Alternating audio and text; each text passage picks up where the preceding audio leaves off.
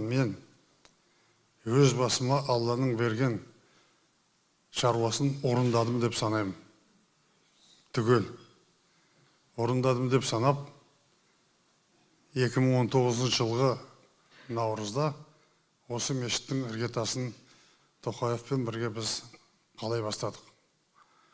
Соны қалап біткеннен кейін ертесіне мен өз еркімменен ойланып ойналып, билікті келесі буынға бердім. Қасым-Жомарт Тоқаев қолынан келгенше барлық шаруаны істеп жатыр. Әр буынның өзінің жолы болады. Әр буынның өзгертуі болады. Олай болмаса өсе ме, өркендей ме? Келешек ұрпақ өзгертпесе өмірді, алдыға тартпаса олай бола ма? Ондай болады. Сондықтан мен ештемеден қамықпаймын, ештемеден жалықпаймын, ешқандай сөз маған тимейді.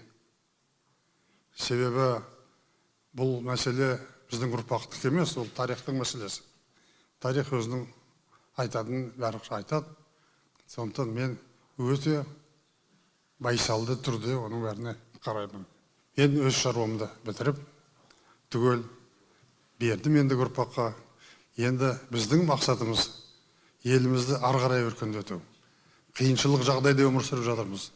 Дүние жүзі неше түрлі болып жатыр қазір. Ана жақта да, мына жақта да. Құдайға тауба, біздің елімізде соғыс оты ойнаған жоқ. Елімізді, тәуелсіздігімізді сақтап қалу үшін бір адамдай болып, елбасының жасап жатқан шаруасын қолдауымыз керек. Онсыз болмайды, онсыз мемлекет те болмайды. Сонда біз мынау жанымыздағы көршілерден экономикамызды 5 есе 10 есе көтеріп, ең алдына шығып кеттік. Неге? Біздің бірлігіміз болды.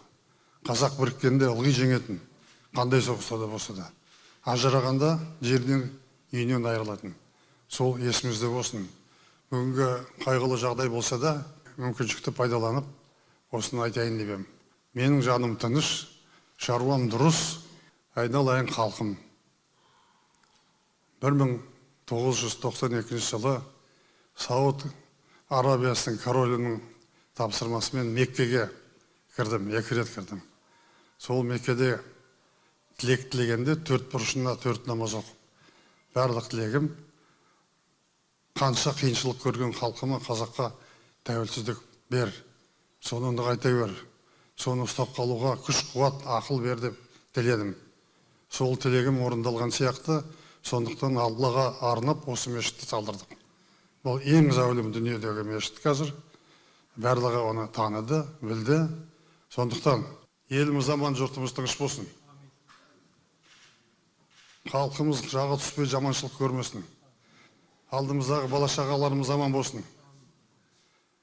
Енді тәуелсіздігімізді нығайтып, Қазақстанымызды өркендетіп, болашақ ұрпаққа жайнаған тамаша 30 дамыған елдің арасында тұратын Қазақстанды бере көрсін. Аман есендік тілеймін барлықтарына. Қуаныш тілеймін. Және оларыңда жаманшылық болмайсын. Ылғи қуаныш болсын. Аллаху акбар. Аумин.